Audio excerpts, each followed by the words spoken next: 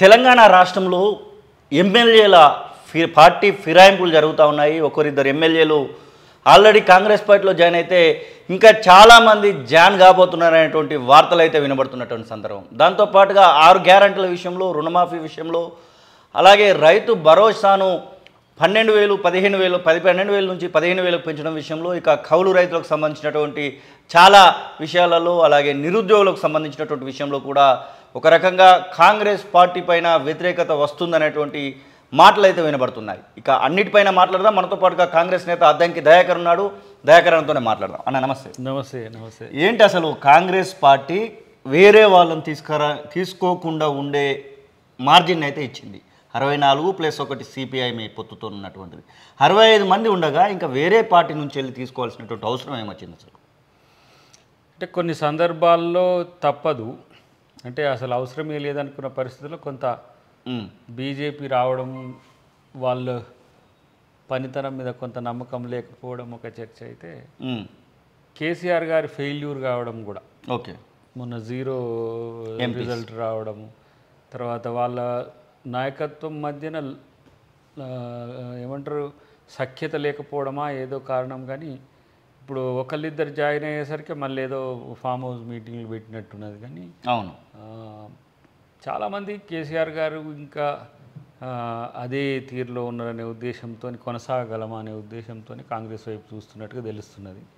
కాబట్టి ఆ పరిస్థితుల్లో 2 రకాల ఆలోచనలు ఉన్నాయి. తీసుకోవడం ఒక ఎంత మంచిదనేది కూడా ఆలోచనతో ఉండబట్టి అధిష్టానం వీటికి గ్రీన్ సిగ్నల్ ఇస్తున్న పరిస్థితి అయితే ఉన్నది. అంటే అసలు అవసరమే లేదు, ఎందుకంటే ప్రధాన ప్రతిపక్షము బలంగా ఉన్నప్పుడే బాగుంటుందని గతంలో కాంగ్రెస్ పార్టీ కూడా చెప్పినటువంటి సందర్భాలు ఉన్నాయి. ఎల్పీని కూడా మొత్తం విలీనం చేసుకున్నటువంటి సందర్భంలో కూడా కాంగ్రెస్ పార్టీ ఆ మాట చెప్పినటువంటి సందర్భాలు ఉన్నాయి. అంటే గతంలో వారు చేసినటువంటి తప్పులనే కాంగ్రెస్ పార్టీ ఇప్పుడు చేస్తుంది అనేటువంటి మాటతో మీరు ఏకీభవిస్తారా? కాంగ్రెస్ ఆ తప్పులు చేయకపోయినా వాళ్ళు తప్పు చేస్తారనే ఒక ఆలోచనతోనే ఈ నిర్ణయాలు తీసుకోవాల్సి వస్తున్నది. ఓకే, మీ దానిలోకి వేరే వాళ్ళు వస్తే అక్కడ పోటీ చేసినటువంటి వాళ్ళ నుంచి వ్యతిరేకత వస్తూ ఉంది. ముఖ్యంగా జగిత్యాల విషయానికి వచ్చినట్టయితే ఉంటే సంజయ్ని మీరు తీసుకోవడం, ఆ వెంటనే జీవన్ రెడ్డి నుంచి వ్యతిరేకత రావడము, నేను సీనియర్ని నాకు ఒక మాట కూడా చెప్పకుండా మీకు నచ్చినట్టుగా ఎట్లా చేస్తారని చెప్పేసి అతను పలుమార్లు చెప్పడం, ఆ వెంటనే బట్టి విక్రమార్క అలాగే శ్రీధర్ బాబు మంత్రులు పోయి కలవడము, అయినప్పటికీ కూడా నేను ఎమ్మెల్సీకి రాజీనామా చేస్తాననేటువంటి గట్టి పట్టుతోనైతే జీవన్ రెడ్డి మాట్లాడుతూ ఉన్నారు. అసలు ఈ పార్టీలో అంతర్గత విషయాలు కూడా బయటకు వస్తున్నటువంటి సందర్భాన్ని ఎట్లా చూడొచ్చు అంటారు? అది జీవన్ రెడ్డి గారుని మనము ఏమంటాము, వారి నిర్ణయాన్నో వారి యొక్క ఆలోచనో మనం తప్పుపట్టలేము కదా. అది వారికి ఉన్న స్వేచ్ఛ కూడా. అవును. సో ఆ విషయంలో పార్టీ ఇమీడియట్గా స్పందించింది. డిప్యూటీ సీఎం గారి నుంచి మొదలు పెడితే ప్రతి ఒక ముఖ్య నేత తనతో సంప్రదించడం అనేది జరుగుతున్నది. సో పార్టీలో చేరిక ఒక ఎత్తు అయితే ఒక్క పార్టీ నాయకుడిని కూడా కోల్పోవాలని కాంగ్రెస్ పార్టీ అనుకోవడం లేదు. జీవన్ రెడ్డి గారు పార్టీని వెళ్తాడని వీడి వెళ్తాడని నేను అనుకోను. ఎందుకంటే స్టాంచ్ కాంగ్రెస్ అయితే, అవును, 40 సంవత్సరాల నుంచి కాంగ్రెస్ పార్టీలోనే ఉన్నారు. తీవ్రంగా ఉద్యమం జరుగుతున్న కాలంలో కూడా కేసీఆర్ గారి మీద పోటీ చేసిన నాయకుడు, రాజశేఖర రెడ్డి గారి ఆదేశం మేరకు. అంటే ఆ రోజు ముఖ్యమంత్రిగా ఉన్న కరీంనగర్ ఎంపీ అభ్యర్థిగా పోటీ 2 సార్లు పోటీ చేసిన పరిస్థితి. కాబట్టి ఒక కమిటెడ్ సోల్జర్ లాంటి ఒక నాయకుడిని మనం కోల్పోవడానికి ఎవరికి కూడా ఇష్టం ఉండదు. మేమందరం కూడా రిక్వెస్ట్ చేస్తున్నాం వారిని, జీవన్ రెడ్డి గారు మీరు మనస్తాపం చెందితే కొంత బాధపడకుండా రేపటి భవిష్యత్తులో మీకు మంచి ప్రయారిటీ కూడా ఉంటుంది. ఆ మేరకు అధిష్టానం నుంచి కూడా మీకు కొత్త ఏం కాదు, ఏదో అధిష్టానం కొత్త మీకు జరుగుతున్న అంశాల మీద అందరూ కామ్గానే కూర్చోదు. ముఖ్యమంత్రి గారితో సహా మీకేం నష్టం జరగాలని కాదు, కానీ అక్కడ వస్తున్న క్రమాన్ని దాన్ని ముందుకు తీసుకుపోవడానికి చేసిన ప్రయత్నమే తప్పితే మీ మీద వ్యక్తిగతంగా ముఖ్యమంత్రి గారికి ఉంటుందని నేను అనుకోను. ఎందుకంటే ఆయన 2-3 బహిరంగ సభల్లో కూడా జీవన్ రెడ్డి గారి వ్యక్తిత్వం ఏంది, అవును, జీవన్ రెడ్డి గారి నేపథ్యం ఏంది, తను నాయకునికి ఎట్లా ఉంటాడు అనేది పదే తనను ఇన్స్పిరేషన్గా తీసుకున్న పరిస్థితి కూడా నేరుగా మనకు కనబడ్డాయి చాలాసార్లు. సో అలాంటప్పుడు ముఖ్యమంత్రి గారు వారికి వ్యతిరేకం చేస్తారని అయితే నేను అనుకోను. డెఫినెట్గా ఇప్పుడున్న పరిస్థితుల్లో కొంత సర్దుబాట్లు అవసరం వచ్చిన పరిస్థితిని మనం గమనంలోకి తీసుకోవాల్సిన అవసరం ఉంది. రెండవది, వారిని ఎప్పుడు కూడా ఏం తక్కువ చేసిన పరిస్థితి లేదు. ఎమ్మెల్యే సీటు కానీ, మళ్ళీ ఎమ్మెల్యే సీటు కానీ, మళ్ళీ మొన్న ఎంపీ సీటు కానీ రేపు మళ్ళీ వచ్చే వాటిల్లో కానీ వారి ప్రాధాన్యత ఏం తగ్గదు. ఇంకోటి జీవన్ రెడ్డి గారిని ఇంకో గీతతో పోల్చి ఆయన తక్కువ చేయడం ఎక్కువ చేయడం అనేది అయితే అది సాధ్యం కాదు. ఓకే, తన బ్రాండ్ ఉన్నది. తర్వాత జీవన్ రెడ్డి గారి యొక్క పనితనం అనేది ప్రజలతో ఉండేది. ఎవరు ఆయనను ఏమంటారు పక్కన ఇట్లా జాయినింగ్స్ అయినప్పుడు ఏమైందంటే మీ పార్టీలో ఉన్నటువంటి క్యాడర్కి ఒక రకంగా అసహనం కూడా వస్తూ ఉంటుంది. అసలు ఏంటి మేము ఇన్ని రోజులు పనిచేస్తే మళ్ళీ వాళ్ళని తీసుకొస్తూ ఉన్నారు, వాళ్ళెంబటి వచ్చినటువంటి వాళ్ళకే పదవులు వచ్చేటువంటి అవకాశం ఉంటుంది. గత ప్రభుత్వంలో చాలాసార్లు మేము చూసాము, ఇప్పుడు కూడా అదే జరుగుద్దేమో అని క్యాడర్ ముఖ్యంగా ఆందోళన చెందుతున్నటువంటి సందర్భం. క్యాడర్ విషయం క్యాడర్ కొంత అట్లా ఉన్నప్పటికి కూడా ఇప్పుడు ప్రభుత్వం ఇన్సెక్యూర్ అని చెప్పను. ఎస్, బీజేపీని నమ్మలేము. ఓకే, ఒకంత స్వేచ్ఛగా ఉండాల్సిన అవసరం ఉంటుంది. ఆ పరిస్థితిలో ఎంతోమంది నాయకులను కాంగ్రెస్ పార్టీ కోల్పోయింది. అవును, ఇప్పుడు పోయిన వాళ్ళలో మళ్ళీ వచ్చేటోళ్ళు, పోయిన వాళ్ళు కూడా వచ్చేటోళ్ళు ఉన్నారు, వచ్చిన వాళ్ళు ఉన్నారు. ఎస్, లైక్ దానమ్ గారు లాంటి వాళ్ళు, కేకే గారు లాంటి వాళ్ళు. రెండవది ఏంటంటే ఈ పరిస్థితిలో ప్రభుత్వాన్ని ప్రొటెక్ట్ చేసుకుంటూ నాయకత్వాన్ని స్టెబిలైజ్ చేయాల్సిన అవసరం ఉన్నది. ఓకే, అది ఈ ఎంపీ ఎన్నికల తర్వాత ఒక క్లారిటీ వచ్చింది.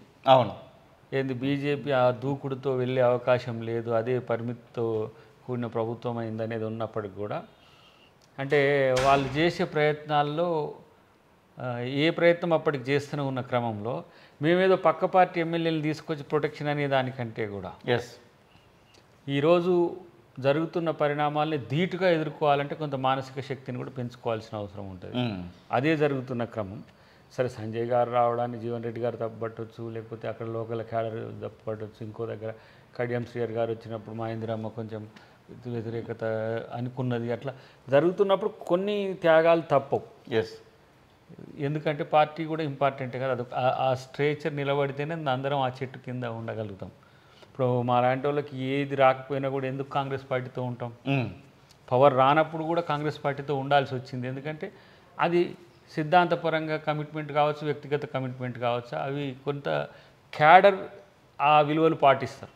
ఓకే, ఇప్పుడు ఉన్నటువంటి సందర్భంలో ఓకే కాసేపు 6 గ్యారంటీల మీద కూడా చాలా వ్యతిరేకత మొదలైనట్టు కనబడతా ఉంది గ్రౌండ్లో. ముఖ్యంగా రైతు బంధుకు సంబంధించి మీరు రైతు భరోసా అని చెప్తా ఉన్నారు. రైతు భరోసాను ఎప్పుడు పెంచి ఇస్తారనేటువంటి మాట, కౌలు రైతుల విషయంలో ఎలాంటి గైడ్లైన్స్ పాటించబోతున్నారని, ఆ తర్వాత మీరు రుణమాఫీ చేస్తామని చెప్తా ఉన్నారు ఆగస్టు 15 లోపల. ఈ 3-4 అంశాలలో చాలా రకాలైనటువంటి వాదనలు వినబడతా ఉన్నాయి. అసలు ఏంటి కాంగ్రెస్ పార్టీ ఎలాంటి నిర్ణయాలు తీసుకోబోతా ఉంది? ఇప్పుడు బడ్జెట్ సెషన్ ఉంటుంది. అవును, ఏది జూలైలో ఉంటుంది. జూలైలో కేటగిరికల సభలోనే చర్చిస్తాం. అవును, ఏదో బయట ముఖ్యమంత్రి గారు ప్రెస్ మీట్ పెట్టిపోయేది కాదు.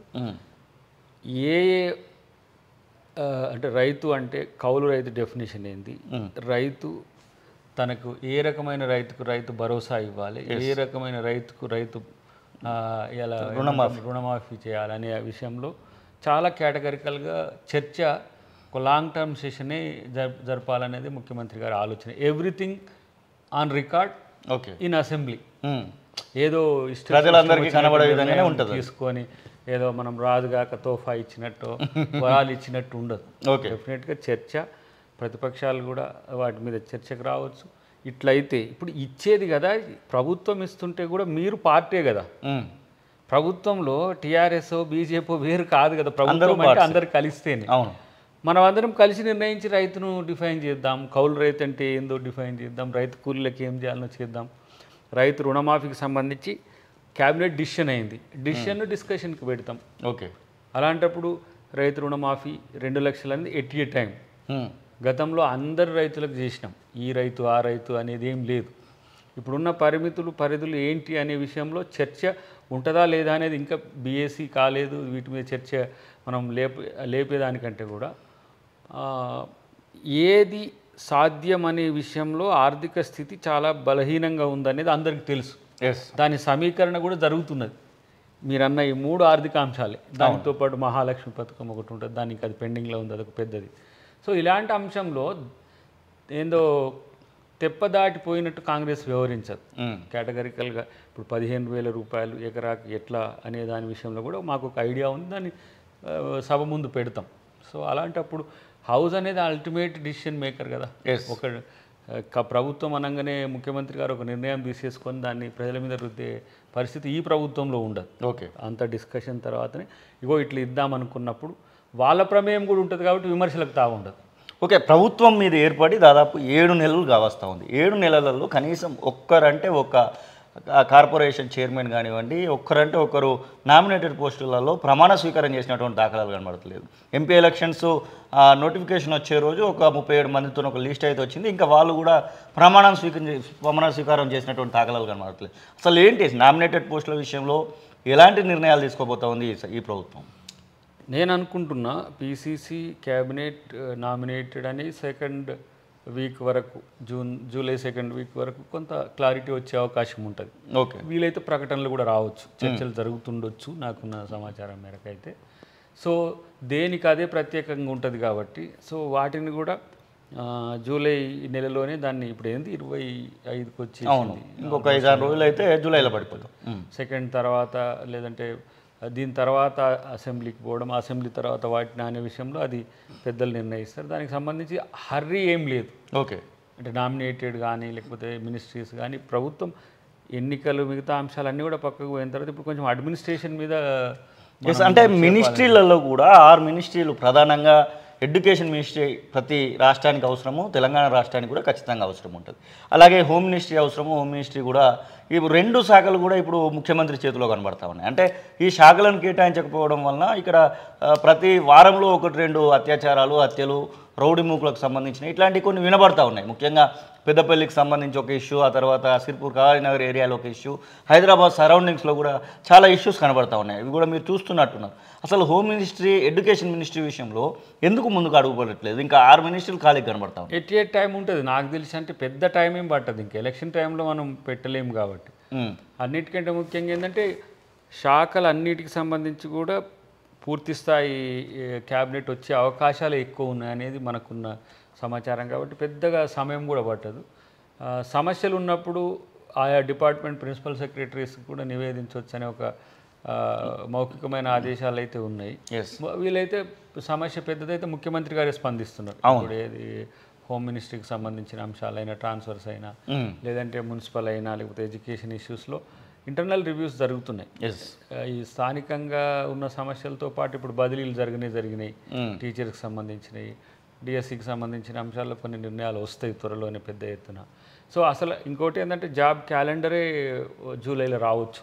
ఓకే, ఇది TSPSC job calendar maximum July ending వరకు రావచ్చు, డేట్స్తో సహా. జాబ్ క్యాలెండర్ విషయంలో అద్దంకి దయాకర్ అష్యూరెన్స్ ఇవ్వగలుగుతాడా ఈ ప్రభుత్వం తరఫున? 100%.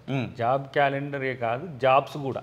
ఓకే, అంటే జాబ్ క్యాలెండర్ అని ఎందుకు స్పెసిఫిక్గా అడుగుతున్నానంటే ధర్నా చౌక్ వద్ద ఒక రకంగా చెప్పాలంటే వేలాది మంది గుమిగూడి కాంగ్రెస్ ప్రభుత్వాన్ని నిందిస్తూ ఉన్నారు. 6 నెలలు అవుతా ఉంది, ఇంకెప్పుడు ఇస్తారు జాబ్స్, ఇంకెప్పుడు జాబ్ క్యాలెండర్ వస్తుంది? మా యొక్క మెగా డిఎస్సి అన్నారు, మెగా డిఎస్సి ఎక్కడ పోయింది? గ్రూప్ 1, గ్రూప్ 2, గ్రూప్ 3లలో పోస్టులు పెంచుతామన్నారు, అలాగే గురుకులాలలో బ్యాక్లాగ్ పోస్టులు లేకుండా చేస్తామన్నారు. ఇవన్నీ ఎక్కడ పోయాయని నిరుద్యోగుల నుంచి వస్తున్నటువంటి ప్రశ్నలు. ఇప్పుడు తొలి వెలుగు ఛానల్కి ఎక్స్క్లూజివ్గా నేను చెప్తున్నా, అంటే నేను అద్దంకి దయాకర్గా చెప్తున్నా,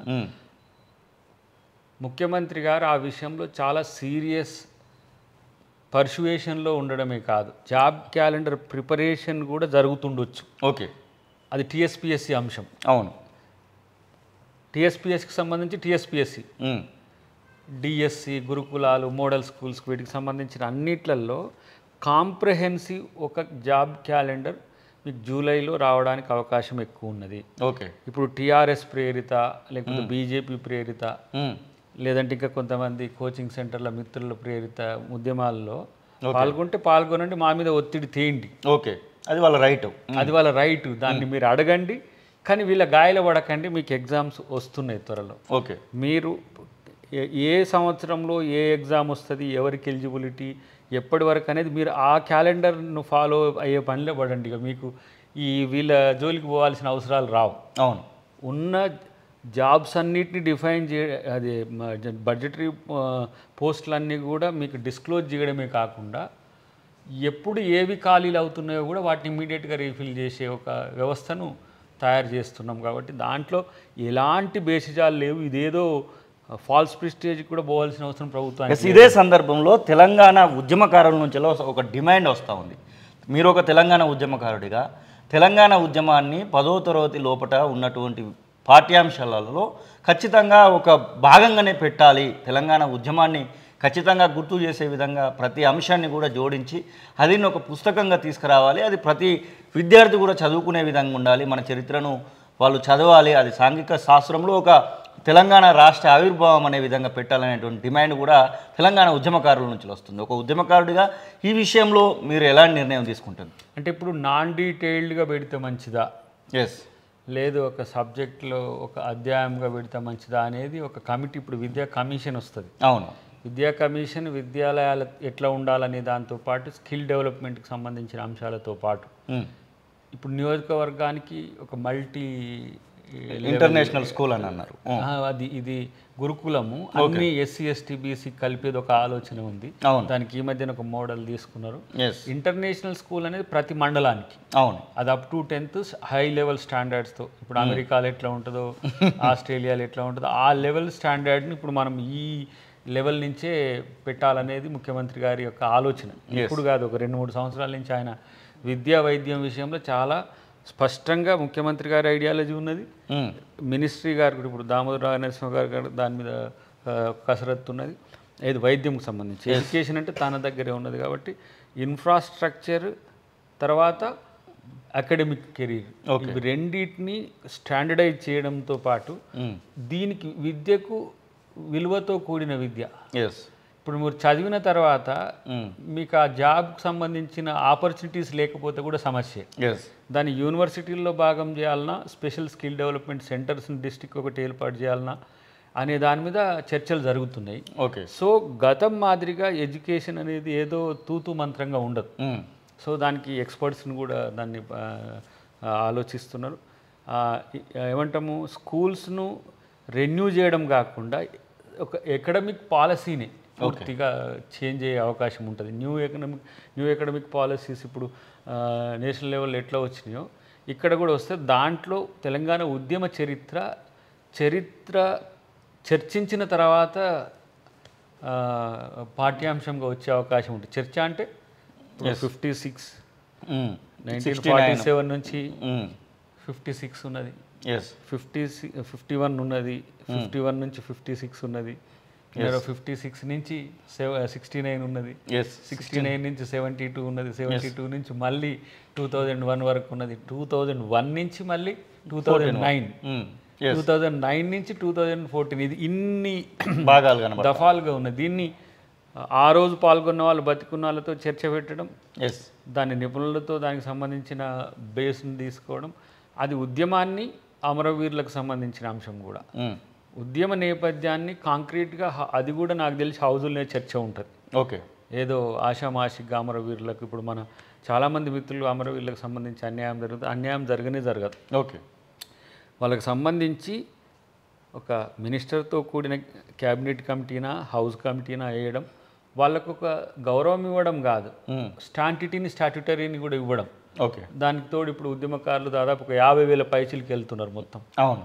దాంట్లో కేసులు, తర్వాత జైలు ఉన్న వాళ్ళని కేటగరైజ్ చేసి ఇప్పుడు 250 యార్డ్స్ అన్నాం, దానికి సంబంధించి ఎక్కడెక్కడ ఎట్లా చేయవచ్చు, లేకపోతే కేసులు లేని పాల్గొన్న వాళ్ళు ఎవరు, ఇదంతా కూడా ఒక సెర్చ్ కమిటీ లేక ఒక కమిటీ వేసి వాటితో చేస్తాం. కానీ ఉద్యమ చరిత్ర మాత్రం కేసీఆర్ గారు తన వైపే అంత ఆయన ఏంది మన బయోగ్రఫీ రాసుకున్నట్టుగా కాకుండా మల్టీ లెవెల్లో ఉంటుంది. మీకు ఆయా సందర్భాలు చూసినప్పుడు 69 మూమెంట్కి లీడర్ ఎవరంటే పలానా ఎక్స్-పర్సన్ అని చెప్పేసి చెప్పడానికి ఉంటుంది. అప్పుడు జరిగిన సంఘటనలతో పాటు ఇప్పుడు 1996లో జరిగింది ఏంది, 2001లో 96 మిస్ అయినాం మనం. ఏది ఇప్పుడు భువనగిరి సభ నుంచి మొదలు పెడితే కొన్ని సభలు తెలంగాణ జనసభ, తెలంగాణ మహాసభ నుంచి కూడా చర్చలు జరిగినాయి. సో వాటిని రికార్డ్ చేయడంతో పాటు ప్రతి పాల్గొన్న వ్యక్తి యొక్క చర్చ ఉంటుందని నేను భావిస్తున్నా. అంతేకాకుండా దీన్ని ఎక్స్క్లూజివ్గా పెట్టాలా అనే దాని ఇప్పుడు తెలంగాణ గీతం ఉంది. తెలంగాణ గీతం విషయంలో అల్టిమేట్గా మనం అందశ్రీ గారికి ఆయన హక్కుదారు కాబట్టి అందశ్రీ గారికి దానికి సంబంధించి చేసినాం.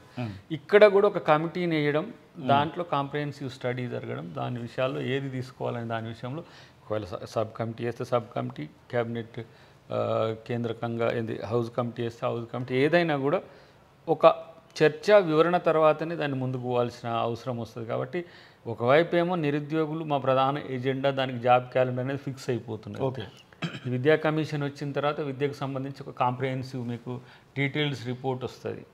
ఎట్ ద సేమ్ టైం మూమెంట్లో పాల్గొన్న శక్తులన్నీ కూడా అమరవీరులతో పాటు ఉద్యమాల్లో పాల్గొన్న ఏ పార్టీ అయినా ఉండనియండి, పార్టీ అనేది లక్ష్యం కాదు, పార్టీ కొరకు. ఇప్పుడు కాంగ్రెస్ పార్టీ స్వాతంత్రోద్యమం చేసింది, అట్లని చెప్పి ఆ రోజు కాంగ్రెస్ పార్టీలో లేని వాళ్ళని మనం ఏమి అగౌరవపరచలేదు కదా.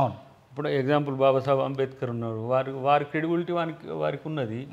వారు రాజ్యాంగం రాసే ఒక మంచి అవకాశం ఇచ్చిండ్రు. ఇప్పుడు శ్యామ్ ప్రసాద్ ముఖర్జీ గారు ఉన్నారు, కొంతవారు ఇప్పుడు జనతా పార్టీ, గతంలో జనసంఘ్ పోలిన హిందూ మహాసభతో ఉండే, అయినా సరే జాతీయ ప్రభుత్వం అందరిని ఎట్లా చేసినాము, ఇక్కడ కూడా ఉద్యమం విషయంలో ఎవరు ఏం చేసినా వారి యొక్క ప్రాధాన్యతను తగ్గించేది లేదు, పెంచేది లేదు. ఇప్పుడు కొంత చరిత్రలో చూస్తే కొండ లక్ష్మణ్ బాపూజీ గారు కొన్నిసార్లు కనపడరు, కేశవరావు జాదవ్ గారు కనపడరు, కొన్నిసార్లు మన పాశం యాదగిరి గారు కనబడరు. వారు అంటే ఏ నేపథ్యంతో ఉన్నా కూడా వారి కోణం నుంచి రాయడం కాకుండా ప్రజా కోణం నుంచి దాన్ని ఆవిష్కరించే ఒక ప్రయత్నం అయితే జరుగుతుంది. తెలంగాణ రాష్ట్రంలో రియల్టర్లు ఒక భయపడతా ఉన్నారు, రియల్ ఎస్టేట్ పడిపోతుంది, ఆంధ్రప్రదేశ్ వైపుగా మొత్తం వెళ్ళిపోతారు అనేటువంటి ఒక ఫోబియో మాత్రం కనబడతా ఉంది. వారి విషయంలో మీరు దాదాపుగా ఒక 10-15 ఏళ్ళుగా హైదరాబాద్ను చూస్తున్నటువంటి వ్యక్తిగా ఏం చెప్పబోతా ఉన్నారు?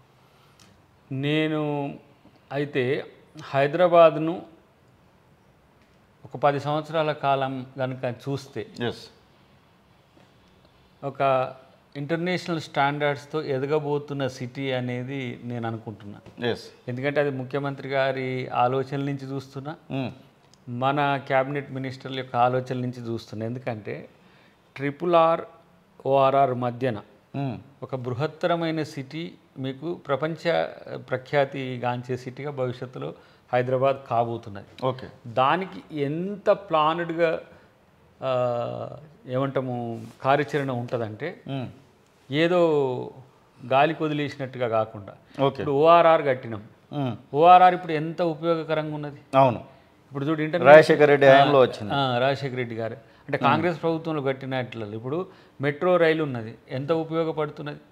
అట్లనే ఇప్పుడు ఇంటర్నేషనల్ ఎయిర్పోర్ట్ కట్టినాం, అది ఇప్పటికీ రోజుకి ఎంత అయింది, అది 83,000 పైచిలకు విజిటర్స్ వచ్చి దాని స్టామినా సరిపోవట్లే. అవును, చాలామంది డిమాండ్ పెడుతురు, ఇంకొకటి పబ్లిక్ కోసం డొమెస్టిక్ ఎయిర్పోర్ట్ ఒకటి కట్టాలి సార్, అది మీరు ఇంటర్నేషనల్కి పెట్టుకోండి. ఈ డొమెస్టిక్ ఏంటంటే ఇప్పుడు రీజనల్ ఫ్లైట్స్ కూడా ఉన్నాయి. సో దూరం అవడం అనేది కాదు, కానీ దాని బేసే సరిపోని కాడికి వచ్చినాయి. ఉన్నాయి 100 బేస్ ఏమి ఉన్నట్టుంది మొత్తం. అవును, అంటే ఏది చేసినా భవిష్యత్తుకు ఉపయోగపడే విధంగా చేసినా ఇంకా ఫాస్టర్గా డెవలప్ అవుతున్నది. మీరు క్లస్టర్ వైజ్ డెవలప్మెంట్ చూస్తారు. నేనైతే ముఖ్యమంత్రి గారికి ఎప్పుడైనా వీలు ఉన్నప్పుడు దాని విషయాల్లో కొన్ని నావి కూడా షేర్ చేసుకోవాలని ఉన్నది. ఎందుకంటే హైదరాబాద్ బస్తీలన్నీ కూడా కొంత సమస్యలు ఎదుర్కొంటాయి. వాళ్ళకి ఇప్పుడు న్యూ టౌన్ డెవలప్ అయినప్పుడు ఈ హైదరాబాద్లో పుట్టి పెరిగిన వాళ్ళు ఇంకో జిల్లాకు పోయి బతకలేరు. అవును, వాళ్ళకి నివాసయోగ్యమైన భూమి లేదు. ఒక కుటుంబంలోనే, ఒక ఇంట్లోనే 5 కుటుంబాలు అయినాయి. అవును, సో మనం ఎక్స్టెండ్ చేయాలంటే ఎట్టాలి, ఇప్పుడు కొత్తగానే ఏర్పడుతున్నాయి. ఇప్పుడు ORR, RRR మధ్యన అక్కడక్కడ క్లస్టర్స్గా 20 ఎకరాలు, 10 ఎకరాలు ప్రతి 2 కిలోమీటర్లకు కనుక మనం వేసుకోవాలంటే, ఎందుకంటే ఒకవైపు ఫార్మా ఉంటుంది, ఒక సైడ్ ఇండస్ట్రీస్ ఉంటాయి, ఇంకోవైపు సాఫ్ట్వేర్ ఉంటుంది. ఇప్పుడు ఇటువైపు అనుకుంటే సాఫ్ట్వేర్ ఉంటుంది, ఇంకోవైపు మనకు వరంగల్ వైపు మనం క్లాత్ అనుకున్నాం వెనకటికి, నేతకు సంబంధించింది. ఇట్లా ప్రతి ఏరియాలో ఒక 4 ఏరియాస్లో 8 మనం కనుక డివైడ్ చేసుకుంటే డిఫరెంట్ టైప్స్ ఆఫ్ ఇండస్ట్రీస్ వస్తాయి. అమరావతి ఇప్పుడు మనకు 300 కిలోమీటర్లు, 320 కిలోమీటర్లు అయినా కూడా అమరావతి డెవలప్మెంట్ అనేది స్టార్ట్ అవుతుంది ఇప్పుడు. ఓకే, దానివల్ల హైదరాబాద్కి సమస్య రాదు. ఓకే, ఇది ఆల్మోస్ట్ ఆల్ టేక్ ఆఫ్ స్టేజ్లో ఉంది. దీన్ని మరింత ఇంటర్నేషనల్ స్టాండర్డ్స్తో తీసుకుపోవడానికి ఎట్లా అనే దాని విషయంలో ఇండియా ఎంటర్‌ప్రెన్యూర్స్ కాదు, world wide MNCs, corporates Hyderabad వైపు చూస్తున్నారు. వాళ్ళకి మనం ప్లేస్ ఇవ్వగలగాలి. ఇప్పుడు సింగిల్ విండో సిస్టమ్ నుంచి నేరుగా వాళ్ళు కోరుకుంటున్నది ఏంటంటే, మాకు గతంలో ఉన్నట్టు బ్యారియర్స్ ఉండకుండా మేము ఎంత పెద్ద కంపెనీస్ పెట్టినా కూడా మాకు ఆ రేంజ్ కంపెనీస్ పెట్టుకోవడానికి మాకు అవకాశం ఉండాలని చాలా పెద్ద కంపెనీలు ఇప్పుడు అవకాశం కోసం చూస్తున్నాయి. గతంలో ల్యాండ్ ఇప్పియాలంటే కూడా పెద్ద దందా ఉండేది. ఇప్పుడు TSIAC కూడా మన నిర్మలా జగ్గారెడ్డి గారు అయినరు. వీటికి సంబంధించి అక్కడక్కడ ప్లేసెస్ కూడా మంచిగా ఉన్నాయి కాబట్టి మీరు స్క్రాపర్స్ అని కేసీఆర్ అప్పుడు వినొచ్చు. అవును. లేదంటే ఇంటర్నేషనల్ స్టాండర్డ్స్తో సిటీ అనేది. ఇప్పుడు ఇది హైటెక్ సిటీ చంద్రబాబు గారు మొదలుపెట్టినా కూడా ఈ డెవలప్మెంట్కు కాంగ్రెస్ పార్టీ చేసిన బేస్ చాలా ఎక్కువ, పెద్దది, చాలా పెద్ద క్యాన్వాస్ వేసినాం. సో రేపు ఈ హైదరాబాద్ చుట్టూరా డెవలప్ అయ్యేది, ఆగ్రో ఇండస్ట్రీస్ వస్తాయి, మీరు ఊహించని కంపెనీస్ వచ్చే అవకాశాలు ఉన్నాయి. కాబట్టి హైదరాబాద్ డెవలప్మెంట్ను ఎవరు ఆపలేరు, రియల్టర్స్ అసలు భయపడదు. ఓకే, ఇదంతా బాగానే ఉంది. మరి అద్దంకి దయాకర్ది ఏంటి అనేటువంటి మాట కూడా వినబడతా ఉంది. దయాకర్కి ఏదైనా వచ్చేదానికి ఇదే ప్రశ్న మీకు వినబడుతూనే ఉంటుంది. ఇది ఏ ఇంటర్వ్యూ ఇచ్చినా కూడా ఇది ఒకటి అవుతున్నది. కానీ అద్దంకి దయాకర్ సేవలు ఎట్లా వినియోగించుకోవాలని పార్టీ, ముఖ్యమంత్రి గారు, క్యాబినెట్ అనుకుంటే ఆ సేవలు అంత మేరకు ఉంటాయి. బట్ అట్లా అని చెప్పేసి ఖాళీగా నేనేం ఉండా. ఓకే, కొన్ని అంశాల్లో శాఖలకు సంబంధించిన అంశాల్లో నా ఆలోచనలు ఏమన్నా ఉంటే కొత్త నా దగ్గర కూడా ఈ మధ్య కొంతమంది వస్తున్నారు. వాటిని ముఖ్యమంత్రి గారికి ఆఫీస్కు చేరవేయడము, లేదంటే అడ్వైజర్స్ దృష్టికి తీసుకుపోవడము, లేదంటే ఆ శాఖల మినిస్ట్రీకి సంబంధించిన అంశంలో తీసుకుపోవడము. ఎందుకంటే కొంత కనెక్టివిటీ ఉన్న వాళ్ళంతా ఇంటర్నేషనల్ లెవెల్లో కూడా మనతో ఉన్నారు కాబట్టి ఈ విషయాల్ని మీరు చేయండి అని చెప్తున్నారు. ఆ పదవి వచ్చేది ఎప్పుడో రాని, దాని కొరకు ఇప్పుడు అసలు పంచాయతీ లేదు నాకు. ఇక నేను దాని గురించి ఆలోచించడం కూడా ఒక రకంగా మర్చిపోయినా. ఎందుకంటే ప్రతి దానికి మీరు ఇప్పుడు ఆగినాయి బ్రేకింగ్లు, మళ్ళీ బ్రేకింగ్ స్టార్ట్ అవుతాయి. ఇంకా మళ్ళీ కార్పొరేషన్లు, కమిషన్లు అనేటప్పుడు మంత్రి అని, పీసీసీ కూడా నడిచింది చాలా రోజులు. సరే, కార్పొరేషన్లు అంటే అది నేను చేసేది కాదు, పోయేది కాదు. అది ఒకవేళ వచ్చినా మళ్ళీ అది ఎవరికొకరికి ఇచ్చేదే. కానీ అంటే మన కొరకు మనం మనల్ని తగ్గించుకోవాల్సిన అవసరం లేదు. లేదంటే కార్పొరేషన్లు చేసేటో లేదో తక్కువ అనేది కాదు. నాకు జాబ్ సాటిస్ఫాక్షన్ ఉండాలి, నేను దానికి న్యాయం చేయాలంటే కూడా రేంజ్ ఉంటాయి. సో అది ఎప్పుడన్నా రాని వారు ముఖ్యమంత్రి గారు చూసుకుంటారు, పార్టీ చూసుకుంటుంది. ఎందుకంటే వారికి తెలుసు, పార్టీకి తెలుసు, పార్టీ పెద్దలకు కూడా తెలుసు. కాబట్టి ఇప్పుడు నేనేదో పార్టీ కొరకు హర్రీగా పోయేది లేదు. ఇంకోటి ఏంటంటే రాలేదు అనేది ప్రతిసారి ప్రతి దగ్గరికి పోయినప్పుడల్లా వస్తుంది సమస్య. అవును, దాన్ని నేను చాలా సింపుల్గా కొంచెం పక్కన పెట్టినా కూడా వస్తుందా అనే అనుమానంతో ఉండే వాళ్ళకి చెప్తున్నా. ఓకే, అసలు వస్తుందా, ఇస్తారా అని. ఇప్పుడు ఇక నెగిటివ్కి వెళ్ళిపోయింది చాలామంది.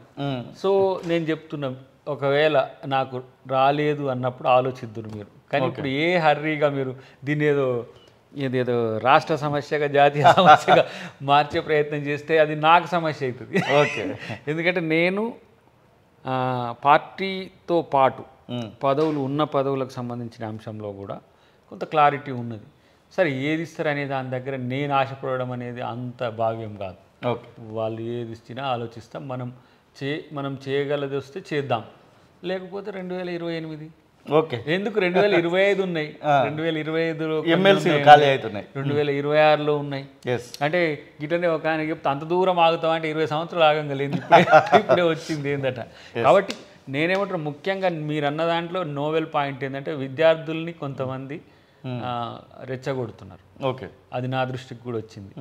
మా రియాజ్ బాయ్, ఎందుకంటే తను ఒక అకాడమీ ఉన్నది, తను ప్రొఫెసర్ కూడా కాబట్టి ఆయన దృష్టికి వచ్చి ఆయన మీద కూడా ప్రెషర్ పెంచే పరిస్థితి వచ్చినప్పుడు మొన్న వేం నరేందర్ రెడ్డి గారు, మేము కొంతమంది పెద్దలు, అంటే వాళ్ళ పేర్లు చెప్పొద్దులే కానీ, కూర్చున్నప్పుడు దీనికి పరిష్కారం ఏంటంటే జాబ్ క్యాలెండర్ ఇవ్వాలి. అవును, ఇప్పుడు వీళ్ళు మన మిత్రులు గ్రూప్ 1, గ్రూప్ 2కి సంబంధించిన ఏంటంటే ఇప్పుడు 1300 పడ్డాయి, ఇంకో 100, 150 కలిపి మీరు ఎగ్జామ్ పోస్ట్ పోన్ చేయమని ఒక డిమాండ్ వచ్చింది నా దగ్గరికి కాదు, అందరి దగ్గరికి వాళ్ళ పిల్లలు తిరుగుతున్నారు.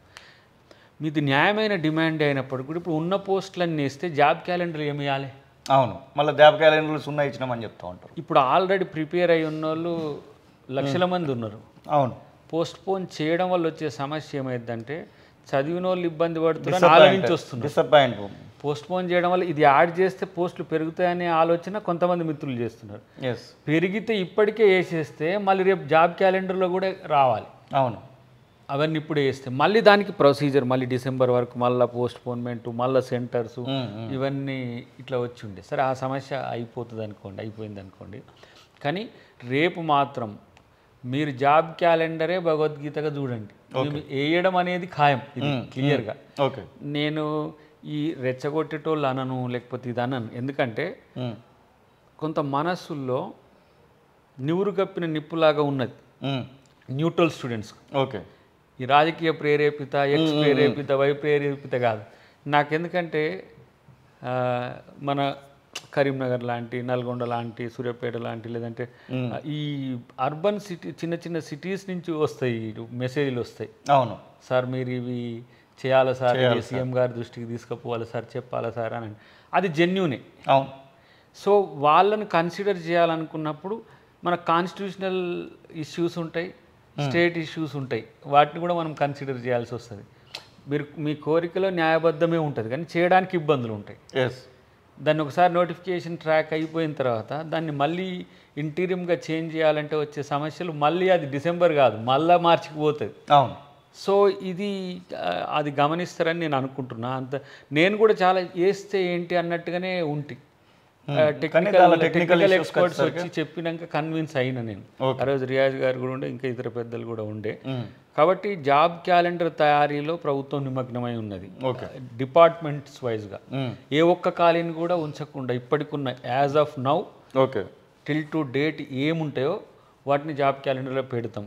ఏదైనా అదనపు జాబ్స్ కనుక క్రియేట్ చేసే అవకాశం ఉంటే, అది ఏంటి క్వాసీ గవర్నమెంటా, సెమీ గవర్నమెంటా, ఇట్లాంటివి ఉన్నా కూడా వాటిని మీరు అవేర్ అవ్వడానికి, వాటికి నైపుణ్యాలను జోడించడానికి కూడా స్కిల్ డెవలప్మెంట్ సెంటర్స్ను అతి త్వరలో, మేబీ 1 year లోపు, 1 year లోపు కూడా ఇంకా తొందరలోనే అవుతుండొచ్చు. స్కిల్ డెవలప్మెంట్కి సంబంధించి ఓ స్పష్టత ఉంది. ఇంటర్మీడియట్ డిగ్రీ పిల్లలు ఎవరైతే ఉన్నారో వాళ్ళు ఏమంటారు, ఏ ఉపాధి లేక వాళ్ళకు లోన్స్ ఇచ్చినా కూడా ఇచ్చిన లోన్స్ను నిరుపయోగం చేసుకునేటట్టు, నిర్వీర్యమయ్యేటట్టుగా ఉన్నది.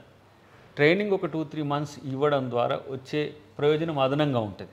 ఇంకా చాలామంది మిత్రులు ఏంటంటే ఎక్కడెక్కడనో ఉన్న మన వాళ్ళందరినీ కూడా అక్కడ స్కిల్ ఉండి వాళ్ళు ఆయా దేశాలకు, ఆయా రాష్ట్రాలకు చేస్తున్నప్పుడు వాళ్ళకు మనం ఇక్కడ ఏంది లోన్ సౌకర్యం మనకు కల్పిస్తే నీకు మండల్ లెవెల్స్లో, డిస్ట్రిక్ట్ లెవెల్స్లో కూడా ఎంప్లాయ్మెంట్ జనరేషన్ సెంటర్స్ అవుతాయి.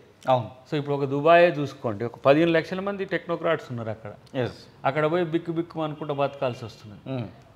రేపటి రోజున వచ్చే ఆర్థిక సంవత్సరం వాళ్ళ స్కిల్ అంతా మనం హైదరాబాద్కో, రూరల్ తెలంగాణకు వాడుకున్నాం అనుకోండి, ఖచ్చితంగా చాలా పెద్ద ఎత్తున డెవలప్మెంట్ అవుతుంది. సో దానికి డెవలప్మెంట్ మోడల్ కూడా ఇన్ఫ్రాస్ట్రక్చరు, స్కూల్స్, హెల్తే కాకుండా డిస్ట్రిక్ట్ లెవెల్లో కూడా ఈ ఏంటిది ఇప్పుడు మన స్పెషల్ ఎకనామిక్ జోన్స్ లాంటివి అనేది ఒక ఆలోచనగా ప్రభుత్వానికి ఉన్నది. అటువైపుగా ఆలోచిస్తుంది. ఇప్పుడు నిమ్స్ లాంటివి ఉన్నాయి, వాటికి ఎంప్లాయ్మెంట్ ఎంత క్రియేట్ అవుతుంది చేస్తే. అవును. సో అట్లాంటివి మీకు 60 kilometers రేడియస్ దాటిన తర్వాత మీకు ఇక 180 kilometers తెలంగాణ ఉంటుంది. అవును.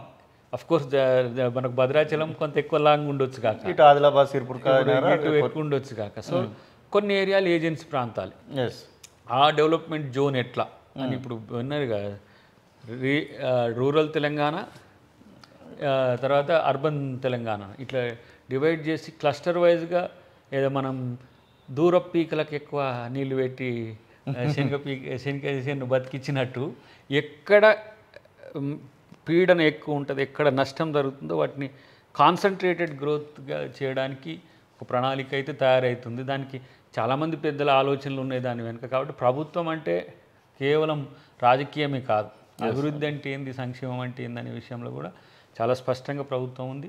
కాబట్టి ప్రభుత్వానికి ప్రతిపక్షాలని సహకరించమని చెప్తున్నా, అన్నిటికంటే ఎక్కువ ప్రజలు సహకరించండి. మీరు వాస్తవాలని ఇప్పుడు 200 రోజులకి అన్నీ కావాలని రోడ్ల మీదకి తెస్తున్నారు టీఆర్ఎస్ వాళ్ళు, బీజేపీ వాళ్ళు.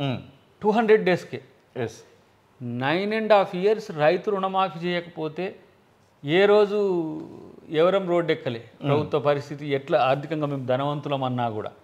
ఇప్పుడు మహాలక్ష్మి పథకానికి సంబంధించి లబ్ధిదారుల ఎంపిక అనేది కొంత